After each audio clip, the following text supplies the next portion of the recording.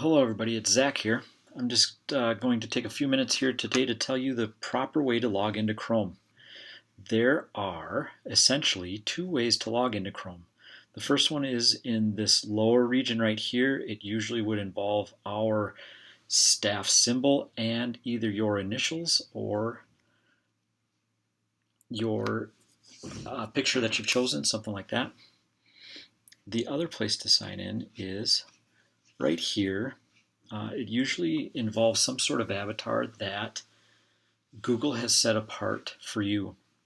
I have chosen the alien to separate it from other accounts that I have. This is the preferred place that Google and myself would like you to log in at. Okay. Um, it's also a way for us to keep track of something that I like to call like persona or different types of accounts you have. Think really quickly about all the different Google accounts that you have. Well, you can have access to those at work. Some of them might be personal, yes, and that's okay. Here's the problem, though, is when you go quick to do something personal and you spend another 2 or 3 minutes trying to figure out where you left off. When you log into Chrome this way, what it does is keep things separated enough to where you have the utmost efficiency that you could have. Okay, so I'll show you another account that I work with. There's another account that I work with and it runs our website. So what happens is I can log in and you can see that everything's starting to gear up here for the website. The alternative is here's mail. It's really thinking hard about getting mail going. But what if I had a mail tab here and then a mail tab across here? Let me just quickly fire up my, actually, you know what? I'll do it here. Quickly fire up my Gmail here. And what happens is you're going to have 3 or 4, depending on how many accounts you have open at a time. You're going to have 3 or 4 Gmail accounts open, and they're all going to have the little M, and you're going to have to figure out which one is yours, which one's the one you're dealing with at this moment, which persona you're thinking about. Or another group of people this could help out is ABMs that share a computer. You'll have tabs open up here, and it's hard to figure out who's who.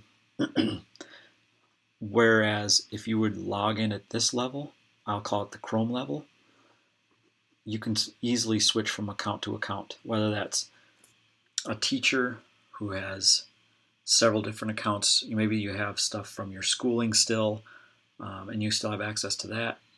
You can run over there, do your school stuff, come back and do your work stuff, and not have to look for tabs. So here's my Gmail for work, and here's my Gmail for the website. And I don't ever get them messed up. I could also have a tab that's the drive for the website. And the drive I've created completely separate so that I don't have things mixed together, thinking that if I ever had to give the website to someone else to work on, I could do that and by just giving them access to this account. Whereas here, my drive looks totally different from that. This is my drive, and no one else is going to make sense out of that as much as me.